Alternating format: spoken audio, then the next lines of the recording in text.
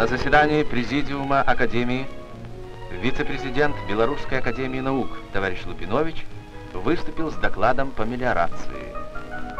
Каждый из академиков ведет научную работу, помогающую успешнее решать практические задачи народного хозяйства республики. С докладом об мерапрыемствах по павелічэнню выхаду прадукцыі на 100 гектараў калгасных і саўгасных угоддзяў прыстасоўна да асобных прыродна-эканамічных зон выступіў прэзідэнт Акадэміі сельскагаспадарчых навук Беларусі Лупинович. Ивану Степановичу Лупиновичу, президенту Академии сельскохозяйственных наук Белорусской ССР, исполнилось 60 год. Амаль 40 з іх ён прысвяціў вывучэнню хлеба краіны.